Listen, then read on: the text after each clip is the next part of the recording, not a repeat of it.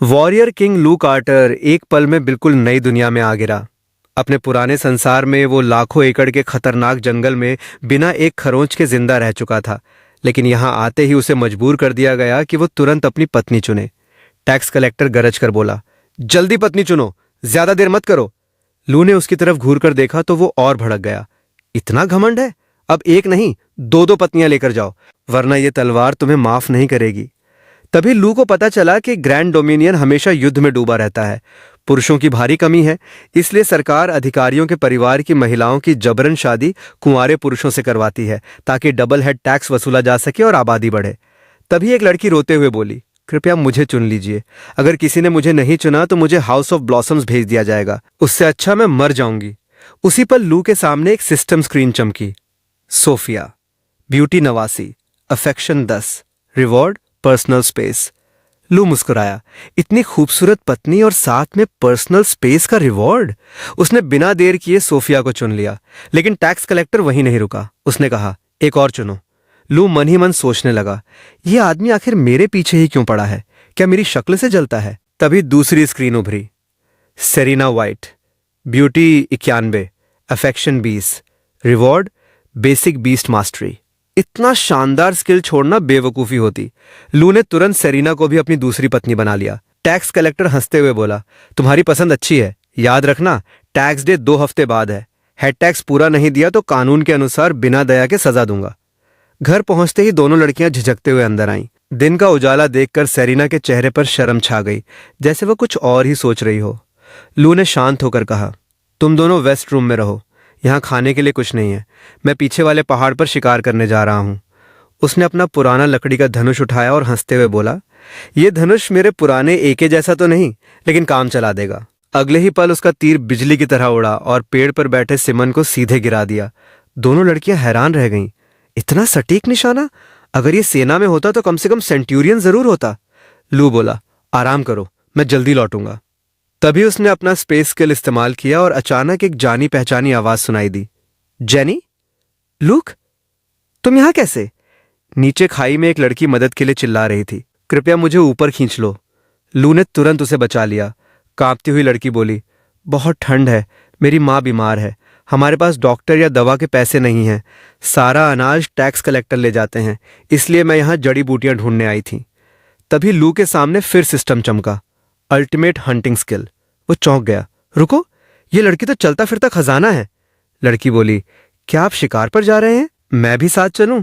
मैं सामान उठा दूंगी, बस मुझे 10वां हिस्सा दे देना ताकि मैं अपनी माँ के लिए थोड़ा मांस ले जा सकूं। लू ने मन ही मन सोचा, अगर ये साथ रही तो मैं अपना स्पेस इस्तेमाल ही नहीं कर पाऊंगा। उसने अपना रेनकोट उतारकर उसके कंधों पर रख दिया। इसे पहनकर घर जाओ, अगर मुझे शिकार मिला तो तुम्हारे परिवार के लिए भी मांस लेकर आऊंगा। लड़की घबरा गई, लेकिन आपके पास रेनकोट नहीं रहेगा, आपको ठंड लगेगी। लू मुस्कुराया, मेरे पास पैडेड कोट है, रेनकोट बर्फ के लिए होता है और अभी बर्फ नहीं पड़ेगी, अब जल्दी घर जाओ। लड़की की आंखें भर आईं।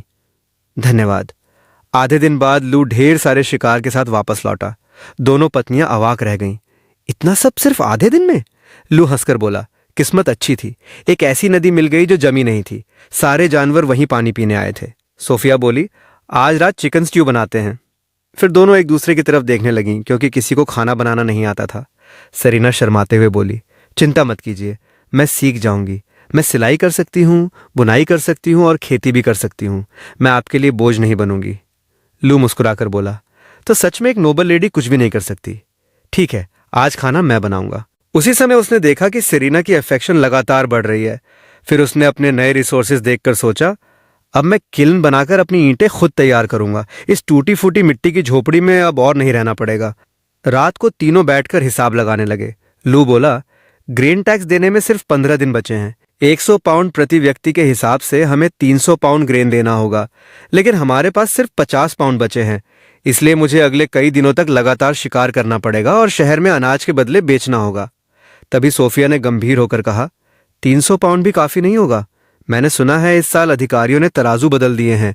उनकी स्केल पर 1 पाउंड सिर्फ 8 आउंस माना जाता है। इसलिए हमें कम से कम 375 पाउंड ग्रेन देना पड़ेगा, नहीं तो टैक्स कलेक्टर एक दाना भी स्वीकार नहीं करेंगे। लू की आंखों में गुस्सा भर गया। इतना भ्रष्टाचार? ऊपर से ग्रेन की कीमत भी 30 कॉइन्स प्रति पाउंड है। अब उसके सामने सिर्फ शिकार करना ही नहीं बल्कि पूरे भ्रष्ट सिस्टम से लड़ना भी सबसे बड़ी चुनौती बन चुका था। रात के खाने के दौरान सोफिया ने चिंता से कहा, मीट की कीमत 100 कॉइन्स प्रति पाउंड है। नुकसान जोड़कर देखें तो ग्रेन खरीदने के लिए कम से कम 200 पाउंड शिकार चाहिए। ये आसान नहीं होगा। सेरेना हल्का मुस्कुराई और बोली, आज रात मैं तैयार हूं। लू शांत स्वर में बोला, जब तुम दोनों तैयार हो जाओगी तब सही समय आएगा। फिलहाल मेरा एक ही नियम है, जो खाना बनाएगा वो बर्तन नहीं धोएगा। इतना कहकर वो अपने कमरे में चला गया। उसके जाते ही सेरेना धीमे से बोली, सोफिया, मुझे लगता है उन्हें हमें कोई दिलचस्पी नहीं है। अगर उन्होंने हमें कभी अपनाया ही नहीं तो? सोफिया मुस्कुराई, फिक्र मत करो, वो अच्छे इंसान हैं और बहुत काबिल भी। हम दोनों सच में खुशकिस्मत हैं। अगली सुबह लू मांस लेकर जेनी के घर पहुंचा। मैंने वादा किया था कि तुम्हारे लिए मीट लाऊंगा। आंट वेंडी कैसी हैं? जेनी की आंखें भर आईं। मैं स्ट्यू बनाती हूं, आप शहर से कुछ जड़ी बूटियां ले आइए। तभी अचानक सैमी पाइक दीवार फांदकर अंदर घुस आया और मांस उठाने लगा। लू ने बिना एक पल गंवाए उसे पकड़कर जोर से जमीन पर पटक दिया। सैमी दर्द से चिल्लाया, लूक कार्टर, हरामजादे, मुझे फेंकने की हिम्मत कैसे हुई? मैं अभी तुझे मार डालूंगा। लू उसकी आंखों में देखते हुए बोला, मुझसे चोरी करके भी अकड़ दिखा रहा है? किसने दी तुझे इतनी हिम्मत? अगले ही पल उसने सैमी को फिर से जमीन पर दे मारा। सैमी कराहने लगा। लू ठंडे स्वर में बोला, जो ग्रेन तुमने जबरन वसूला और जो पैसे चुराए उन पर ब्याज जोड़कर कुल $1000 बनते हैं। कल तक मेरे घर पहुंचा देना। अगली बार इतना आसान नहीं होगा। जेनी ने राहत की सांस ली। बहुत बहुत धन्यवाद लूक, वो हमेशा हमें परेशान करता है। लू बोला, दीवार पर कांटे लगा दो, नहीं तो वो कभी भी चढ़कर अंदर आ जाएगा। जेनी ने तुरंत सिर हिला दिया। शहर पहुंचते ही लू की मुलाकात एक शानदार कपड़े पहने आदमी से हुई। वो मुस्कुराकर बोला, आप ही इस हवेली के मालिक होंगे, आपकी मौजूदगी ही अलग है। सामने वाले ने हंसकर कहा, मैं मालिक नहीं, सिर्फ स्टूवर्ड हूं। लू ने विनम्रता से कहा, माफ कीजिए, आपका व्यक्तित्व देखकर मुझे गलतफहमी हो गई। वो आदमी मुस्कुराया, मेरा नाम ह्यू ह्यूग्स है। तुम दिलचस्प नौजवान हो, बताओ क्या चाहिए? लू बोला, कुछ दिन पहले पहाड़ में शिकार करते समय मुझे एक रोड डियर मिला था। क्या एस्टेट को उसका मीट चाहिए?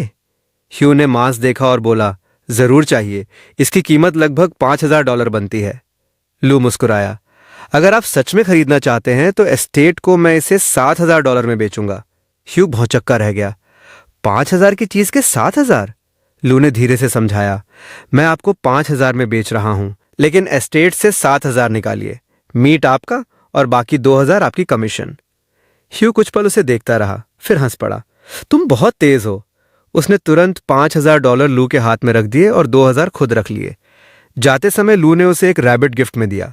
ह्यू मुस्कुराया, हम आगे भी साथ काम करेंगे, तुम बहुत आगे जाओगे। बाजार में लू पुराने ग्रेन खरीदने पहुंचा तो देखा दुकानदार पुराने और नए ग्रेन मिलाकर नई कीमत वसूल रहा था।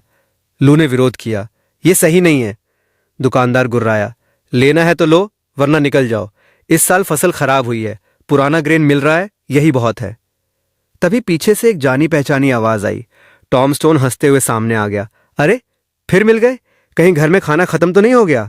ग्रेन टैक्स 2 हफ्ते बाद है, लू बोला। उससे तुम्हारा कोई लेना देना नहीं, मैं पूरा टैक्स दूंगा। टॉम की आंखों में चालाकी चमकी। मुझे खबर मिली है कि यह आदमी नोमैड स्पाई है, इसे पकड़कर पूछताछ के लिए ले जाओ। सैनिक आगे बढ़े तो लू शांत रहा। सबूत क्या है? टॉम हंस पड़ा, मेरा कहना ही सबूत है। आसपास खड़े लोग भी मजाक उड़ाने लगे, लेकिन लू बिल्कुल नहीं घबराया। वो बोला, ठीक है, चलो जेल चलते हैं। वैसे जेल कहाँ है? क्या मैं डिनर से पहले वापस आ जाऊंगा? टॉम हैरान रह गया। लू मुस्कुराया, अगर मैं जेल गया तो ग्रेन टैक्स नहीं दूंगा, फिर ऊपर वालों को 375 पाउंड ग्रेन की कमी का हिसाब कौन देगा? तुम? टॉम का चेहरा उतर गया। कुछ पल बाद उसने दांत पीसते हुए कहा, आज तुम्हारी किस्मत अच्छी है, निकल जाओ। लू मन ही मन सोचने लगा, बड़ी मछली पकड़ना आसान है, लेकिन टॉम स्टोन जैसे छोटे कांटे ज्यादा खतरनाक होते हैं। सही समय आने से पहले इसे हटाना पड़ेगा। घर लौटकर उसने दोनों पत्नियों को 2 नई क्विल्ट्स दी और बोला, थोड़ा समय मिला तो इस घर की मरम्मत भी कर दूंगा, फिलहाल इतना ही कर सकता हूं। सोफिया और सेरेना ने एक दूसरे की तरफ देखा। सोफिया बोली, क्या आप हमसे खुश नहीं हैं? इतनी दूरी क्यों रखते हैं? अगर आपको हम पसंद नहीं तो अभी चले जाते हैं। हमें बांधकर अधिकारियों को सौंप दीजिए, कह दीजिए हम भाग गई थीं। लू ने हल्की मुस्कान के साथ जवाब दिया, तुम दोनों जैसी खूबसूरत पत्नियों से भला कौन खुश नहीं होगा, लेकिन अभी हमारी सबसे बड़ी समस्या ग्रेन टैक्स है। और अगर हमारा प्यार सच में हमेशा रहने वाला है तो हर दिन साथ रहना जरूरी नहीं, हमारे पास पूरी जिंदगी पड़ी है। ये सुनकर दोनों की आंखों में अपनापन भर गया। उसी पल सिस्टम फिर चमका। Night vision unlocked, storage expanded. लू की आंखें चमक उठीं। आज तो जैकपॉट लग गया।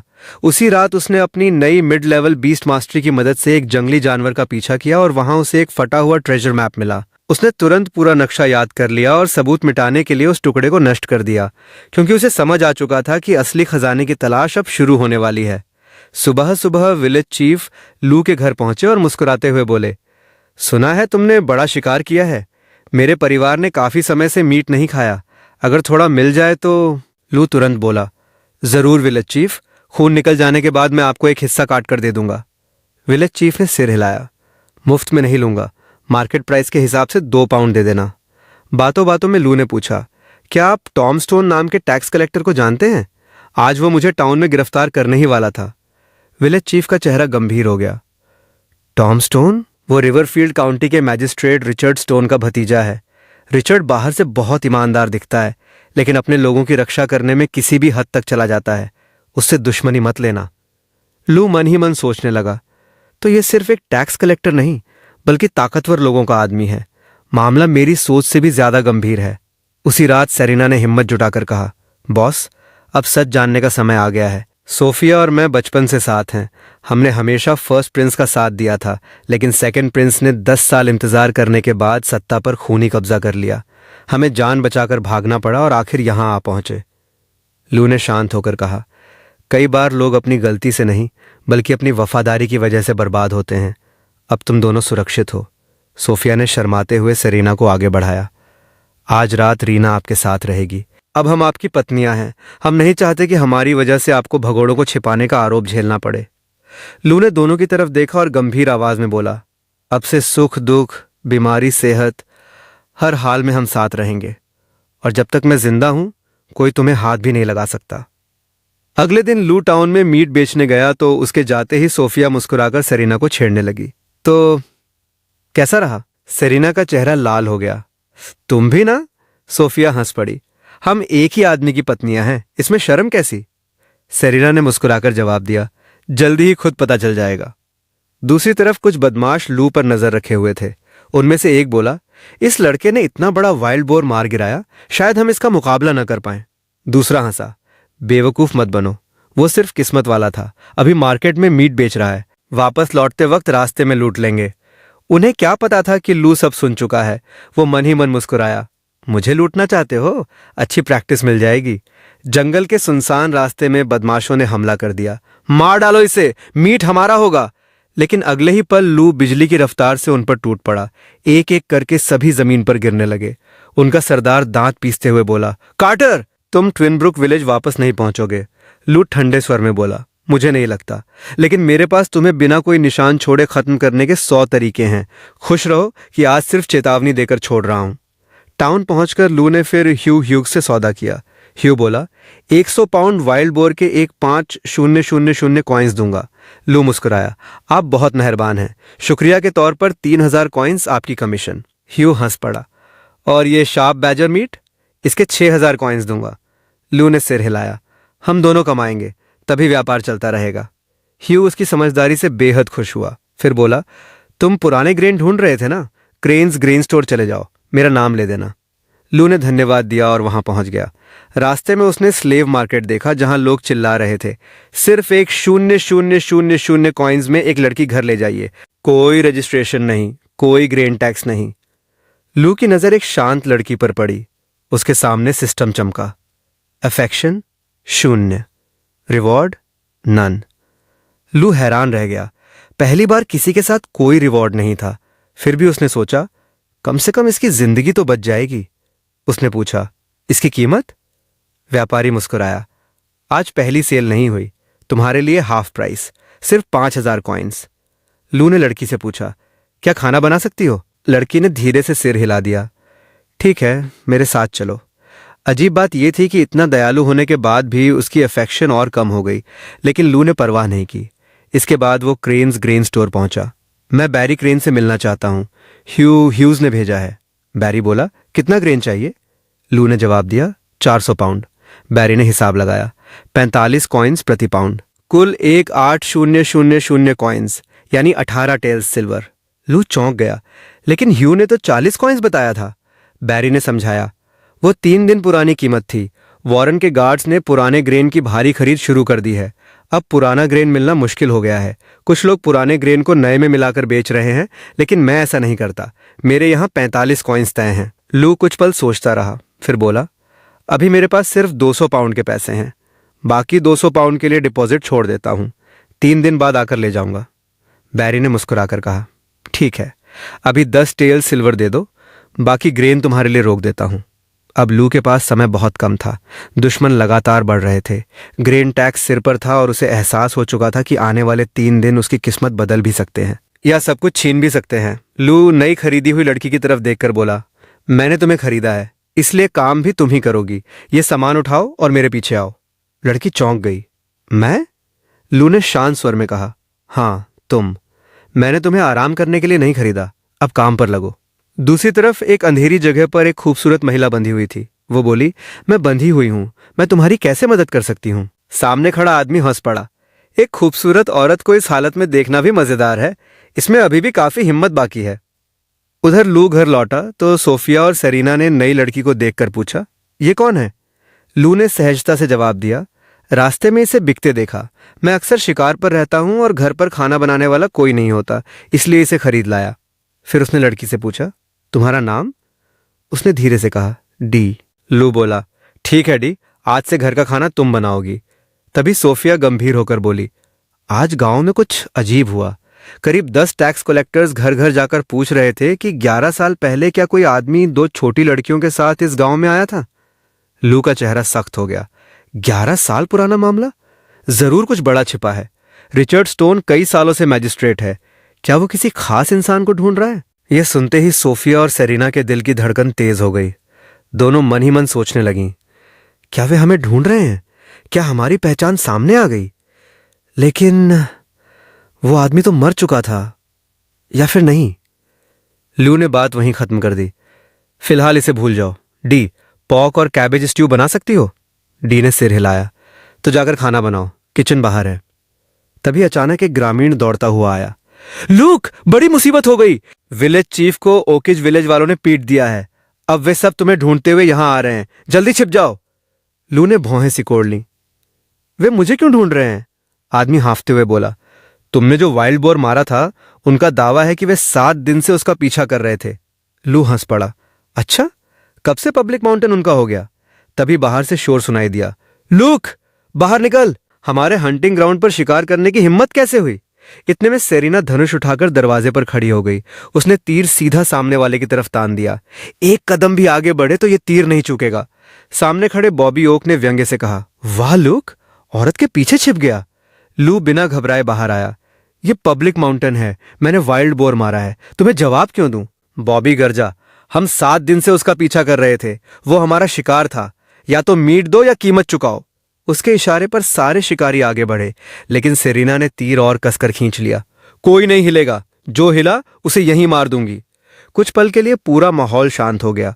तभी लू बोला, सुना है तुम लोगों ने हमारे विलेज चीफ को मारा है। ट्विनब्रुक विलेज के चीफ का अपमान पूरे गांव का अपमान है। पहले उन्हें यहां लाओ, वही फैसला करेंगे। थोड़ी देर बाद लोग लौटे, लेकिन विलेज चीफ नहीं आए। एक आदमी बोला, चीफ को चक्कर आ रहे हैं, उनकी टांगे काम नहीं कर रही, वे नहीं आ सकते। बॉबी हंस पड़ा, हमने तो सिर्फ एक थप्पड़ मारा था। लू ने ठंडे स्वर में कहा, तो फिर यहीं इंतजार करो, जब तक अंकल साइमन ठीक नहीं होते तुम लोग कहीं नहीं जाओगे।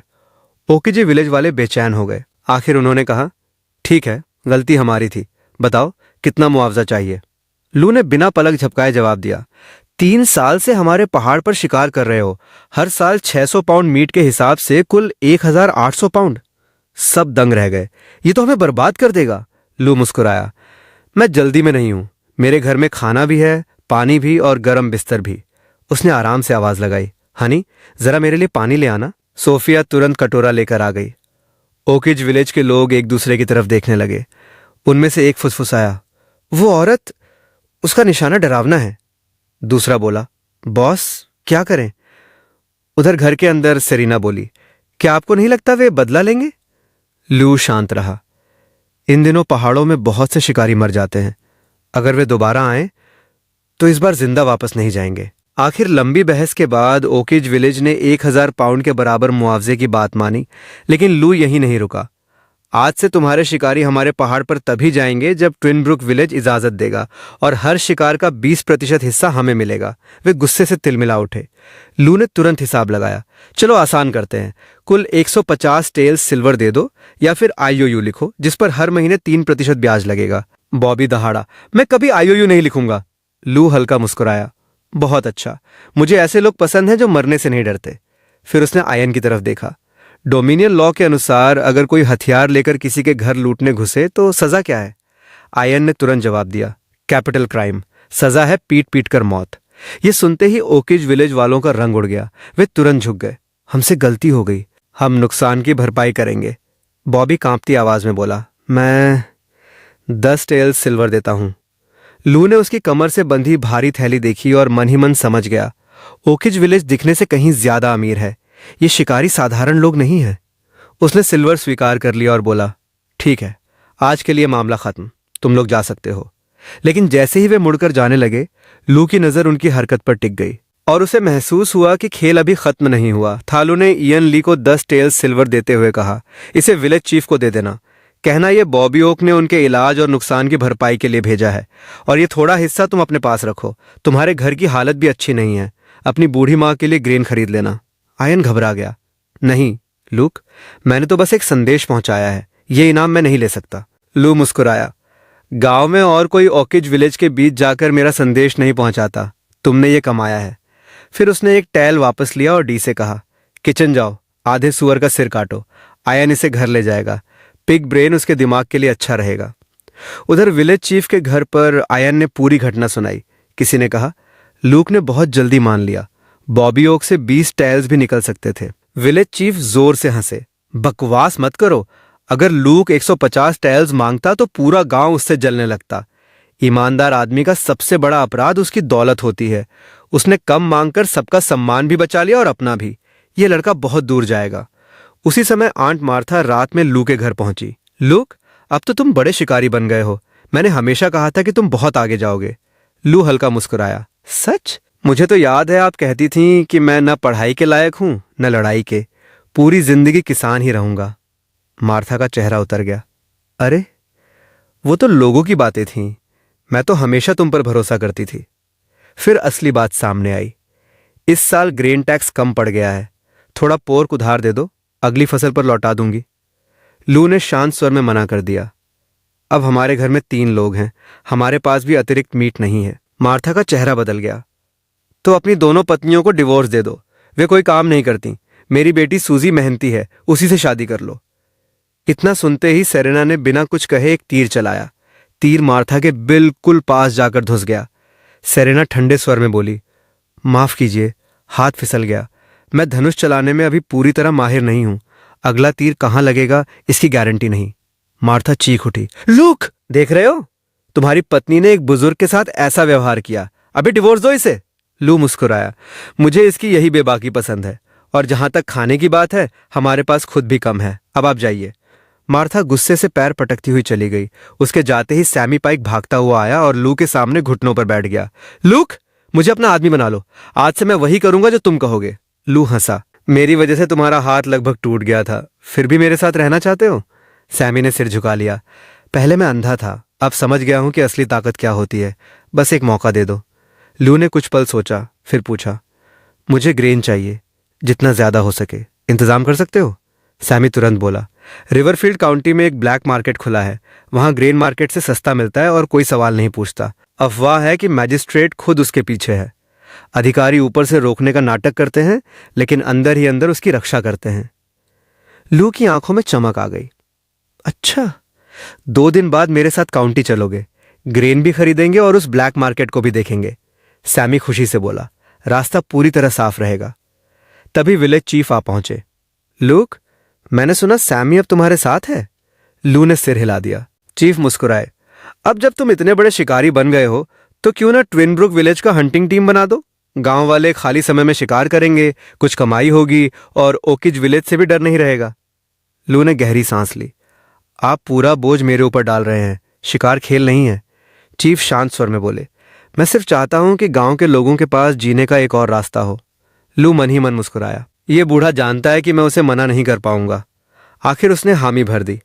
ठीक है, लेकिन जो साथ नहीं चल पाएगा उसका इंतजार मैं नहीं करूंगा। चीफ बेहद खुश हो गए। तुम गांव पर बहुत बड़ा एहसान कर रहे हो, बदले में जो चाहो मांग लो। ल्यू बोला, मैं अपना घर बड़ा करना चाहता हूं। पता करवा दीजिए कि इस जमीन का मालिकाना हक खरीदने में कितना खर्च आएगा। चीफ ने कहा, मैं मैजिस्ट्रेट और लैंड एजेंट से बात करूंगा, लेकिन ये जमीन सस्ती नहीं होगी।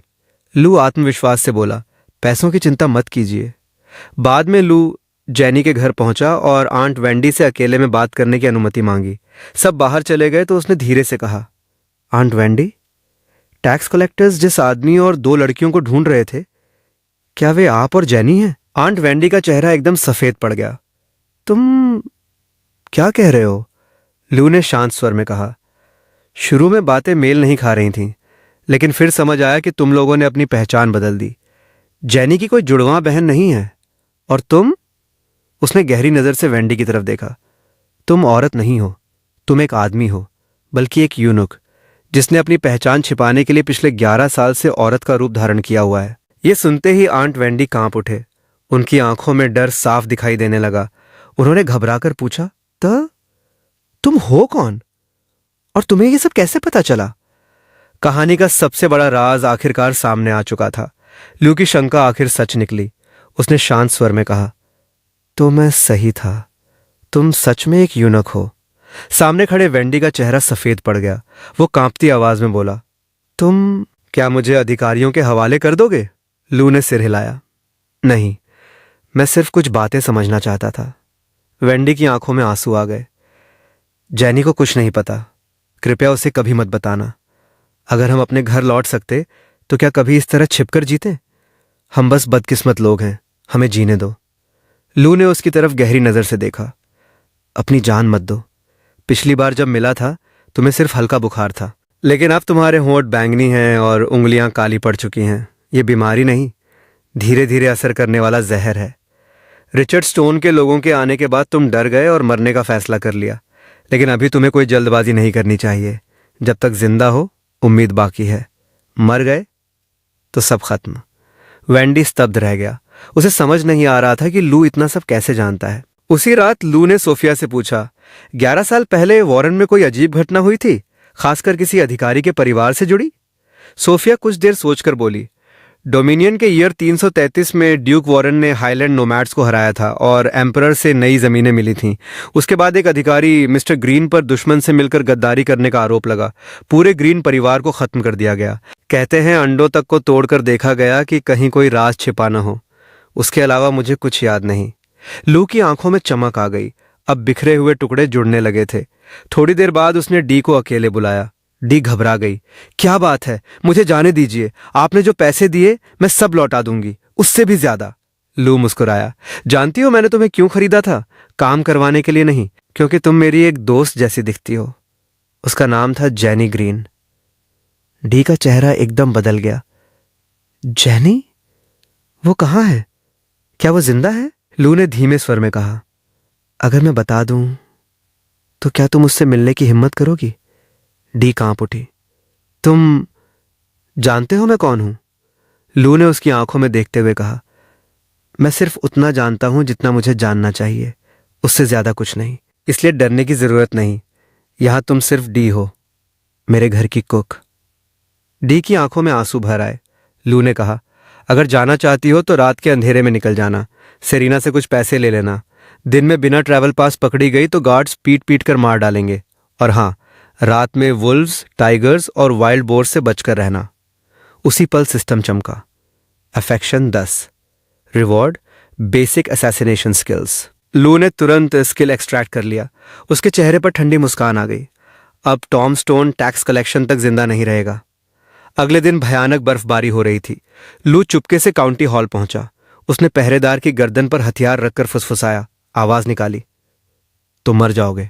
टॉम स्टोन कहाँ है? डरा हुआ गार्ड बोला, मिस सारा के कमरे में, दूसरी मंजिल, सबसे पूर्व वाला कमरा। कुछ ही देर बाद सब खत्म हो चुका था। अगली सुबह काउंटी हॉल में अफरा तफरी मच गई। टॉम स्टोन अपनी ही कमरे में मरा पड़ा था। मैजिस्ट्रेट ने मिस सारा से पूछा, कल रात क्या हुआ? सारा कांपते हुए बोली। किसी ने अचानक कंबल डाल दिया। मेरी गर्दन में दर्द हुआ। फिर मुझे कुछ याद नहीं। जब होश आया, टॉम मर चुका था। जांच करने पर पता चला कि हत्या एक आईसाई साइकिल से हुई थी जो बाद में पिघल गया, इसलिए कोई सबूत नहीं बचा। मजिस्ट्रेट का चेहरा सख्त हो गया। हत्यारे को टॉम के कमरे का पता कैसे था? जरूर कोई अंदर का आदमी मिला हुआ है। तुरंत एक गार्ड को पकड़कर डंजन में डाल दिया गया। उधर लू मन ही मन सोच रहा था, अगर अगली बार भी आईसाई साइकिल इस्तेमाल किया तो शक सीधे मुझ पर जाएगा। इतनी मूर्खता नहीं करूंगा। लेकिन खतरा अभी खत्म नहीं हुआ था। अचानक ब्लैक वाटर हिल के बैंडिट्स ने उसके घर पर हमला कर दिया।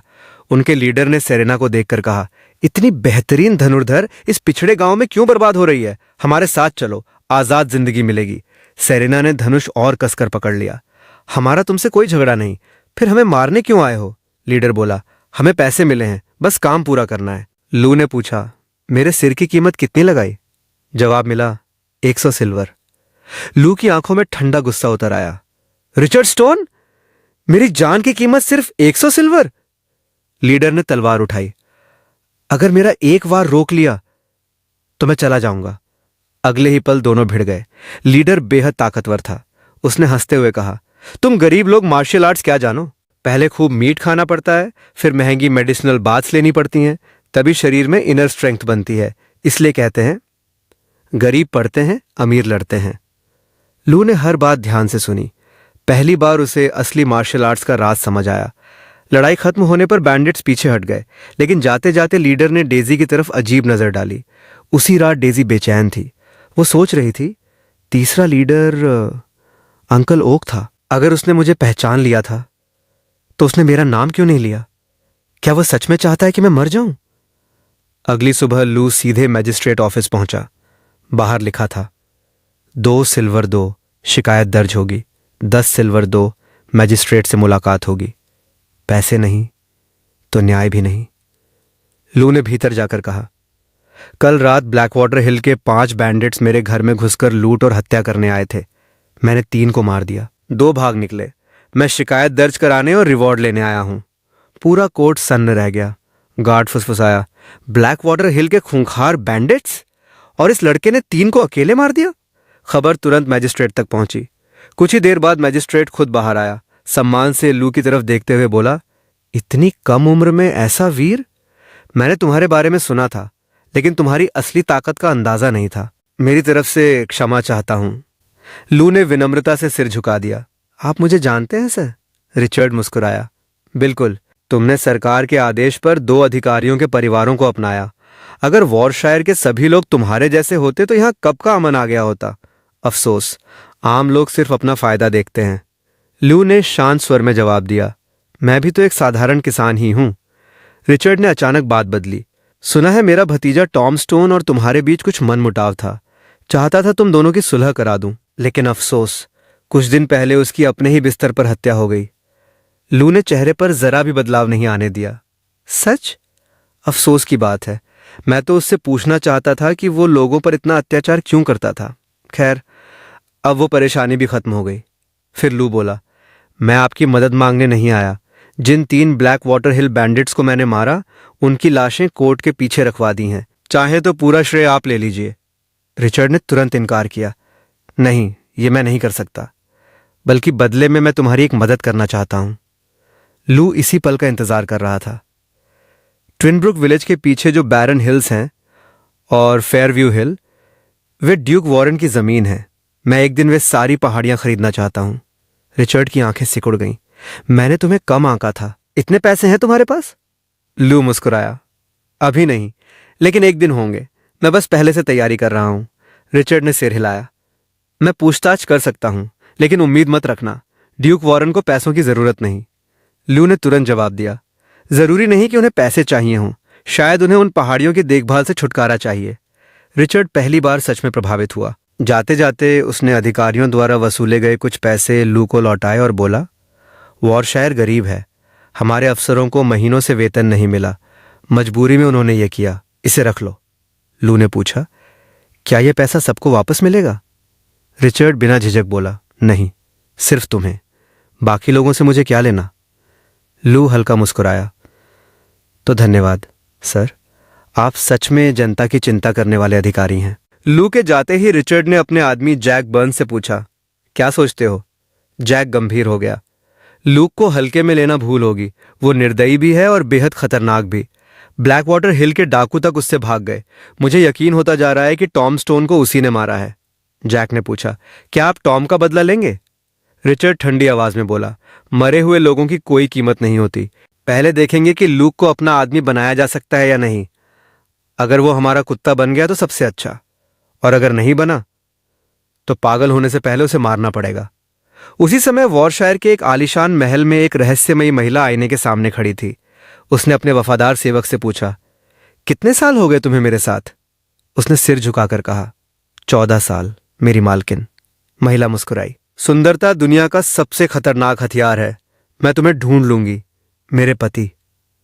दूसरी तरफ लू एक टैवर्न में ग्रेन खरीदने के बाद खाना खाने बैठा था। तभी एक अजनबी गुस्से में चिल्लाया, मैंने वाइल्ड गेम मंगाया था और तुम फार्म चिकन परोस रहे हो? लू की नजर उसकी हथेलियों पर गई। वे वर्षों की मार्शल आर्ट्स ट्रेनिंग से सख्त हो चुकी थीं। लू बोला, आप साधारण आदमी नहीं हैं। आपने टेबल पर पाम स्ट्राइक मारी, लेकिन सारी ताकत अंदर पहुंचा दी, बर्तन तक नहीं टूटे। अजनबी हंस पड़ा, तेज नजर है तुम्हारी। मेरा नाम एडवर्ड वॉरेन है। लू ने अपना परिचय दिया। एडवर्ड बोला, चलो एक मुकाबला हो जाए। अगर तुम जीत गए तो 20 टेल्स सिल्वर तुम्हारे। लू ने बिना सोचे हामी भर दी। शर्त भी मजेदार थी। अगर मैं जीत गया तो 20 टेल्स, और अगर मैं हार गया तो हर महीने मेरे लिए एक फेजेंट लाकर इसी टैवर्न में खिलाना होगा। लू मन ही मन हंसा, सिर्फ खाने के लिए इतना सब? अगले ही पल दोनों भिड़ गए। एडवर्ड की चालें बिजली जैसी तेज थीं।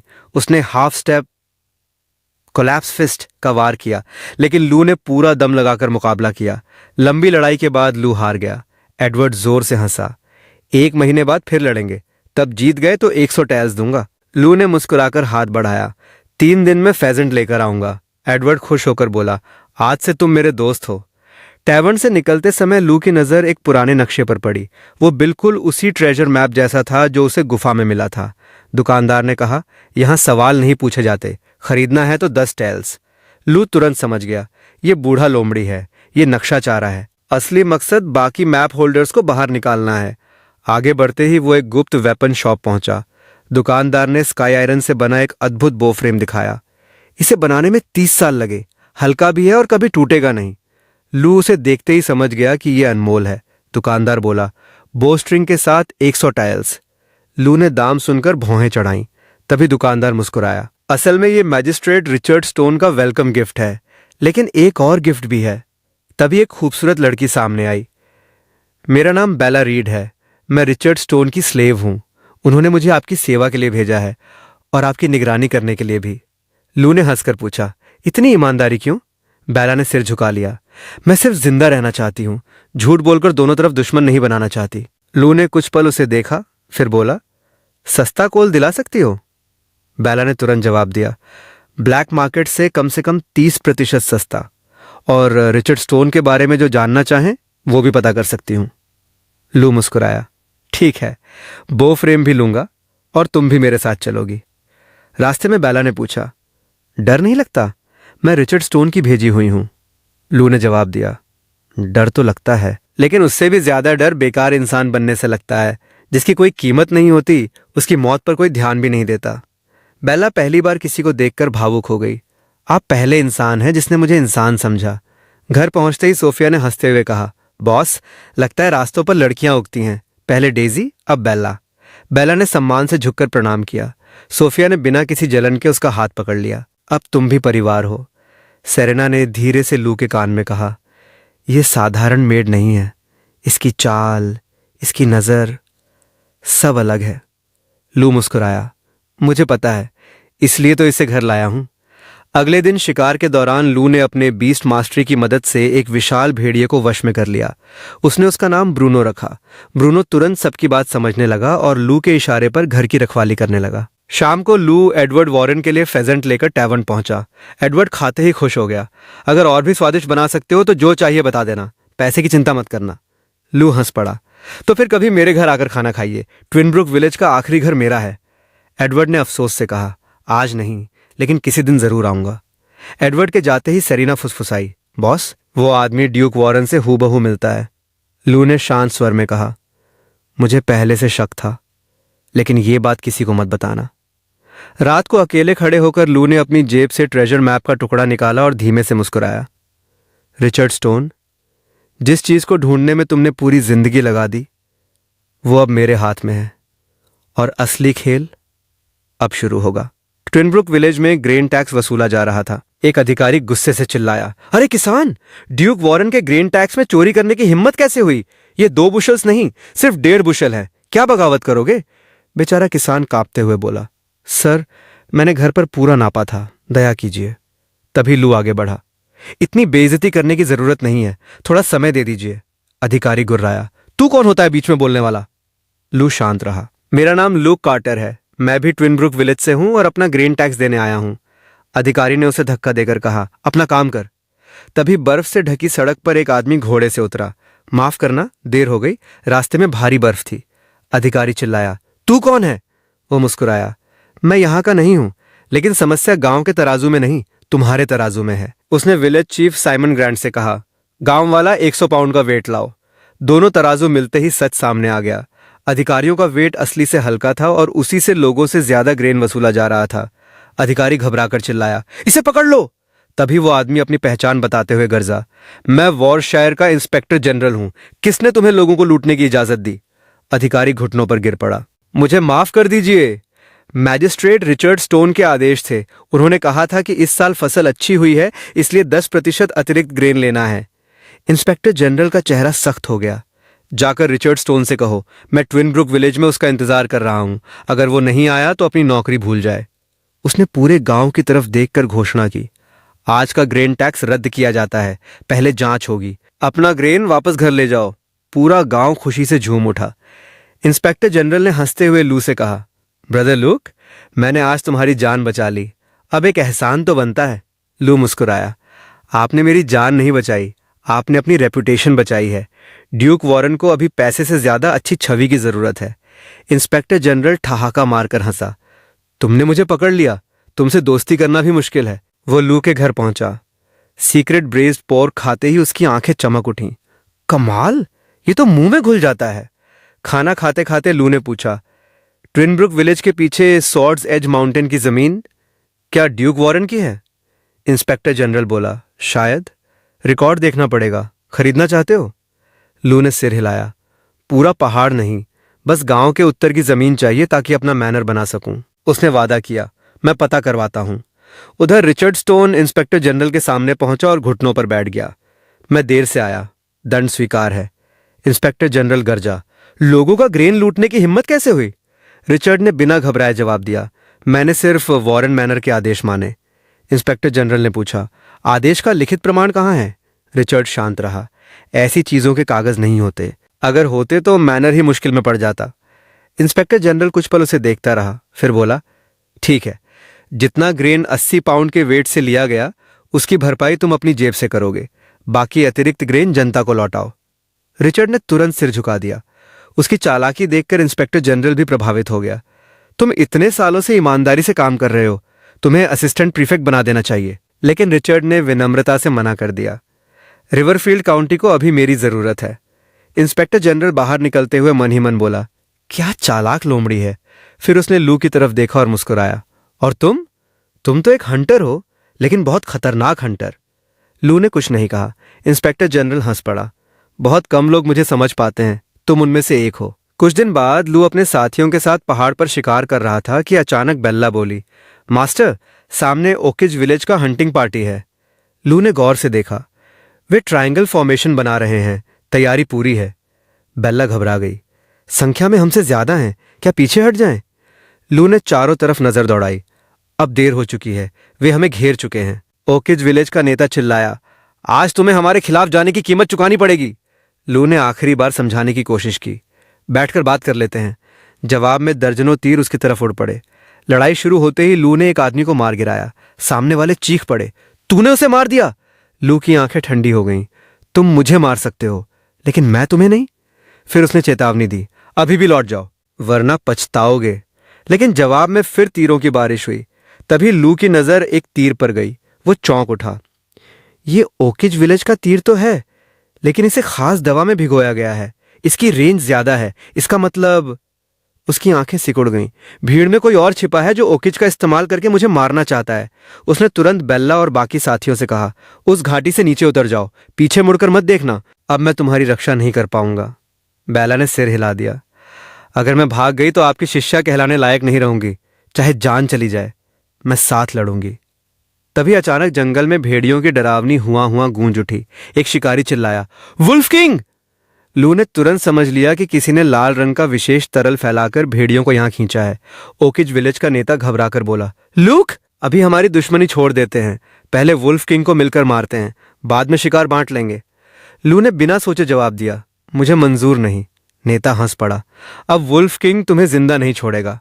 लेकिन अगले ही पल ऐसा हुआ जिसकी किसी ने कल्पना भी नहीं की थी। विशाल वुल्फ किंग सीधे लू के सामने आकर शांत होकर बैठ गया। ओकिज विलेज के सारे शिकारी दंग रह गए। ये कैसे हो सकता है? वो तो वुल्फ किंग है, तुम्हारी बात क्यों मान रहा है? लू ने बस हल्की मुस्कान दी, जबकि वुल्फ किंग की चमकती आंखें सीधे उसके आदेश का इंतजार कर रही थीं।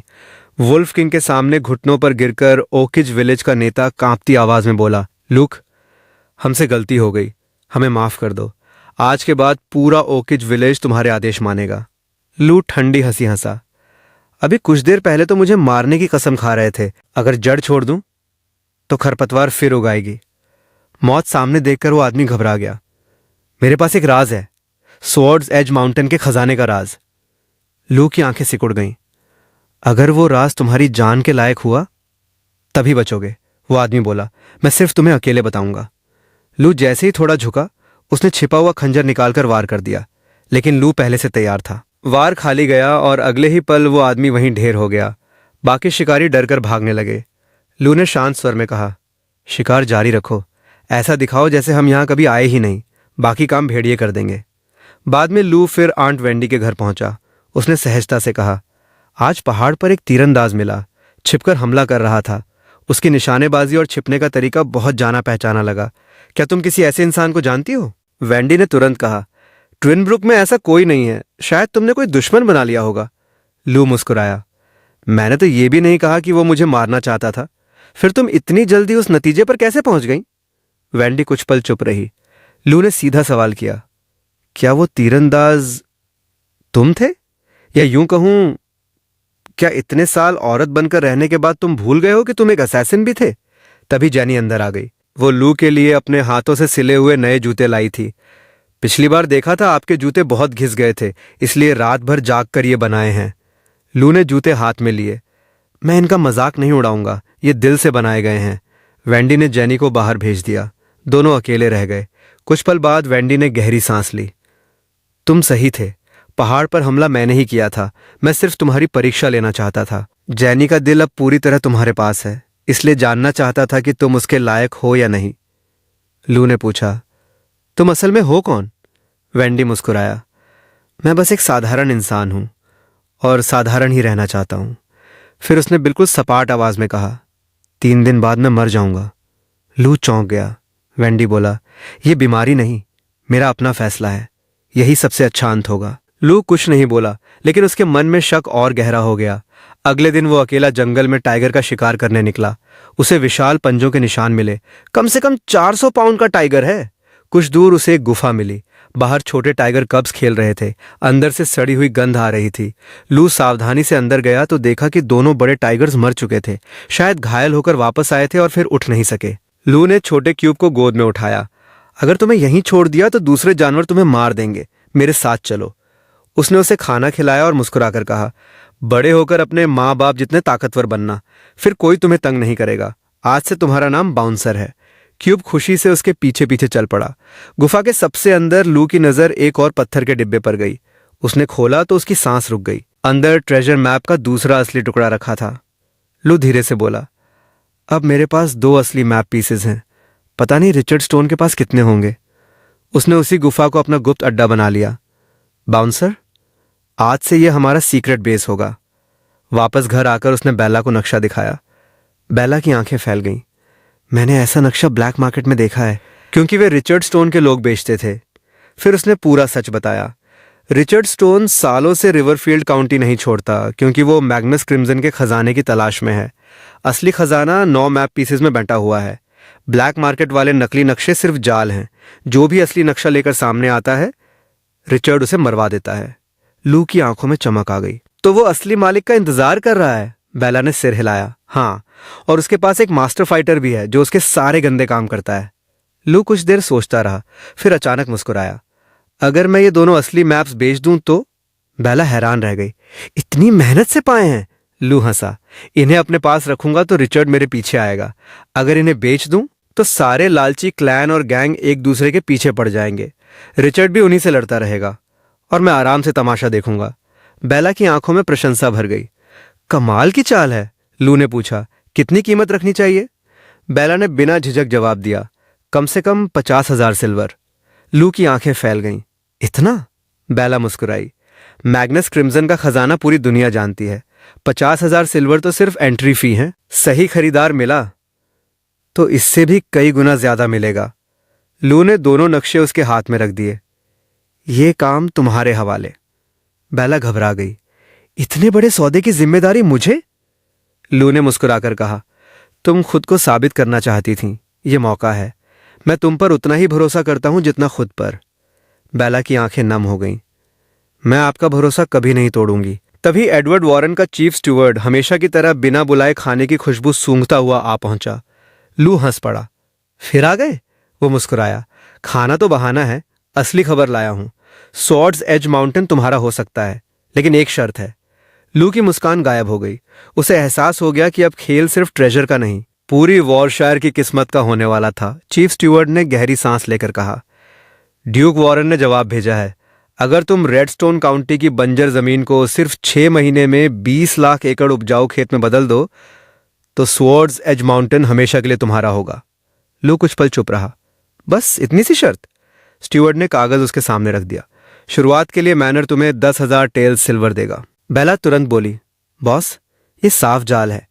6 महीने में ये नामुमकिन है। कहीं और जमीन खरीद लेंगे। लेकिन लू की नजर सिर्फ कॉन्ट्रैक्ट पर थी।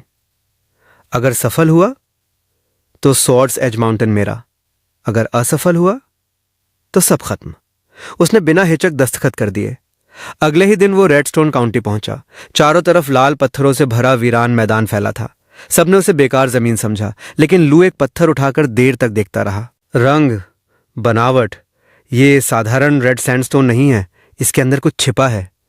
उसने तुरंत आदेश दिया, इन लाल पत्थरों के नमूने काउंटी हॉल भेजो। सारे रेडस्टोन इलाके सील कर दो। 10 मील के अंदर कोई नहीं आएगा और सभी गांव वालों को यहां से हटाओ। स्टूवर्ड हैरान रह गया। तुम खेती करने आए हो या पूरा इलाका खाली करवाने? लू ने सिर्फ इतना कहा, मुझ पर भरोसा है या नहीं? मजबूर होकर स्टूवर्ड ने आदेश लागू कर दिए। एक क्रिम्सन जेम लाओ और मैग्नस क्रिम्सन की कहानी पूरे वॉरशायर में फैलाओ। उसका नाम लेना भी मौत बुलाने जैसा है। लू मुस्कुराया। जिंदा लोग बहस करते हैं, मरे हुए सिर्फ लेजेंड बनते हैं। फिर उसने धीरे धीरे अपनी पूरी योजना समझाई। वो अफवाह फैलाना चाहता था कि मैग्नस क्रिम्सन का खजाना इन्हीं लाल पत्थरों के अंदर छिपा है। अगर लोगों को पता चल गया कि यह झूठ है तो वे तुम्हें मार डालेंगे। लू हंस पड़ा। तब तक मैं बहुत दूर जा चुका होऊंगा। उसने गांव गांव घूमकर हर लाल पत्थर के बदले 10 कॉइन्स देने का ऐलान कर दिया। स्टूवर्ड ने माथा पकड़ लिया।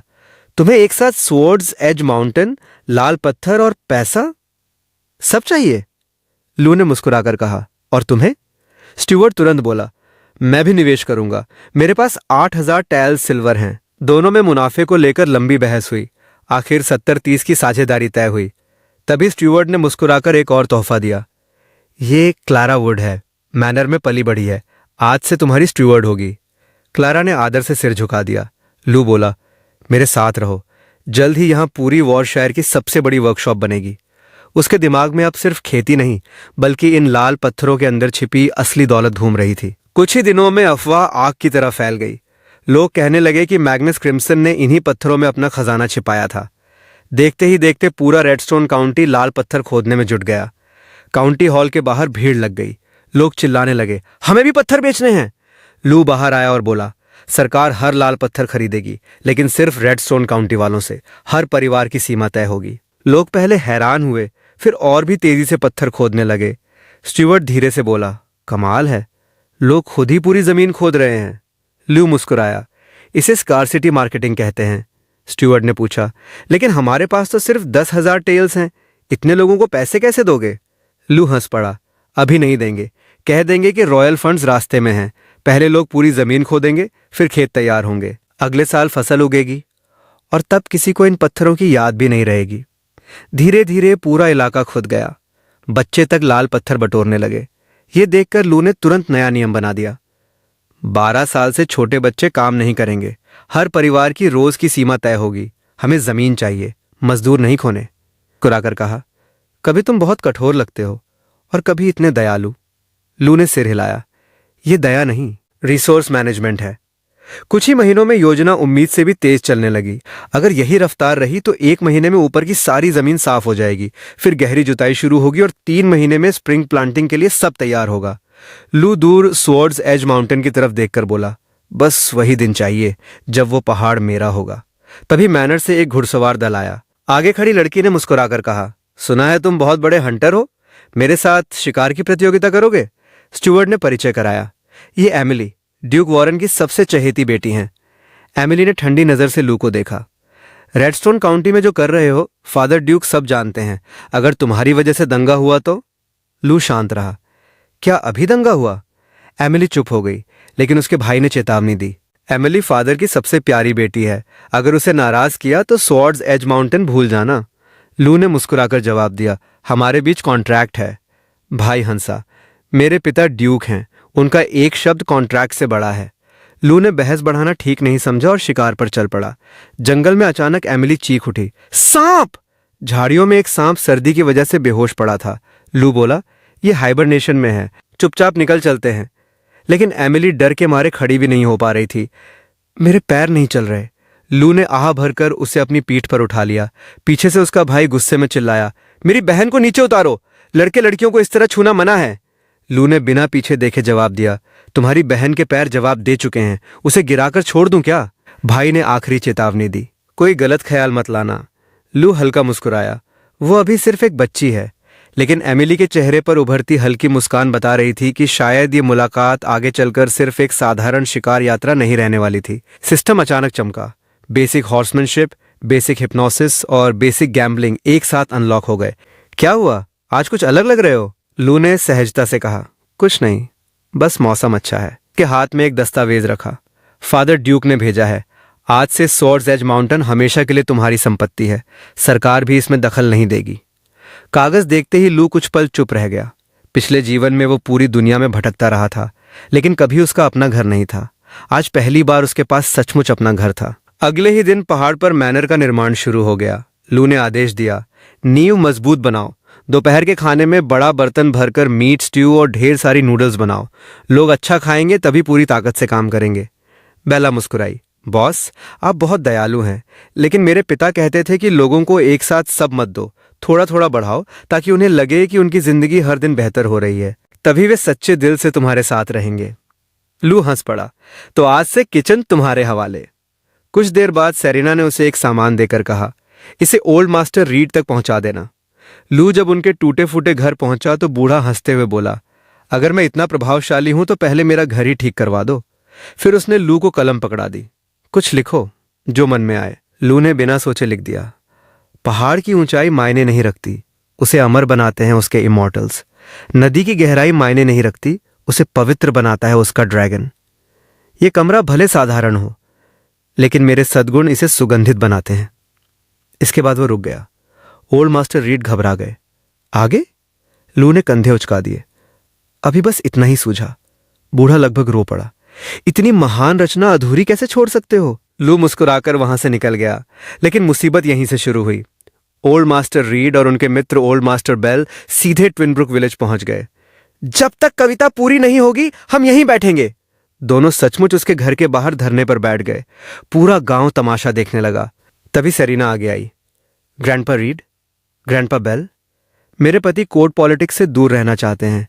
उन्हें बस पहाड़ों में शांति से जीना है। कृपया उन्हें परेशान मत कीजिए। रीड ने लंबी सांस ली। मैं 76 साल का हूं। मरने से पहले बस वो पूरी रचना पढ़ना चाहता हूं। आखिर लू मान गया। 7 दिन बाद पूरी कविता दूंगा। दोनों खुश होकर लौट गए। उसी समय वॉरेन मैनर में एमिली अपने पिता ड्यूक वॉरेन से मिली। फादर, मुझसे एक वादा कीजिए। ड्यूक ने हंसकर कहा, अगर बात लूक कार्टर की नहीं हुई तो सब मंजूर है। एमिली मुस्कुराई। वही बात है, वो बहुत बुद्धिमान है। अगर वो आपका सलाहकार बन जाए तो? ड्यूक गंभीर हो गया। मेरे पास चतुर लोगों की कमी नहीं। लूक बहुत चालाक है, उसके कई रिश्ते हैं, लेकिन कोई बच्चा नहीं। उसके पास खोने के लिए बहुत कम है।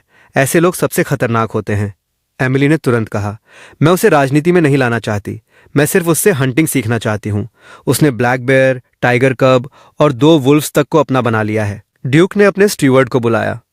सच बताओ, क्या उस लड़के में कोई खास बात है? स्टीवर्ड ने बिना झिझक कहा, योर ग्रेस, वो सिर्फ शिकारी नहीं है, उसकी कविता असाधारण है। लाइम क्वारी में उसने तुरंत एक कविता सुनाई थी। पहाड़ से निकला पत्थर हजारों चोटें सहता है, आग से गुजरता है, चूर चूर होने से नहीं डरता, क्योंकि वो अपनी पवित्रता दुनिया में छोड़ जाना चाहता है। ड्यूक कुछ देर तक चुप रहा। इतनी ऊंची सोच और इतना साहस। उसने गहरी सांस ली। मैंने लूक कार्टर को कम आंका था। वो सचमुच दुर्लभ प्रतिभा है। एमिली की आंखों में खुशी चमक उठी। अब तो मान गए ना? लेकिन ड्यूक की अगली बात ने पूरा माहौल बदल दिया। यही समस्या है। इतना प्रतिभाशाली आदमी अगर मेरा नहीं हुआ तो एक दिन मेरे सिर पर लटकती तलवार बन जाएगा। दूर ट्विनब्रुक विलेज में लू को अभी तक अंदाजा भी नहीं था कि उसकी अधूरी कविता से शुरू हुई चर्चा अब ड्यूक वॉरेन के दिल में उसके लिए सम्मान ही नहीं बल्कि गहरा डर भी पैदा कर चुकी थी। अब उसके सामने सिर्फ रिचर्ड स्टोन ही नहीं बल्कि पूरा वॉरेन मैनर भी एक नई चाल चलने वाला था।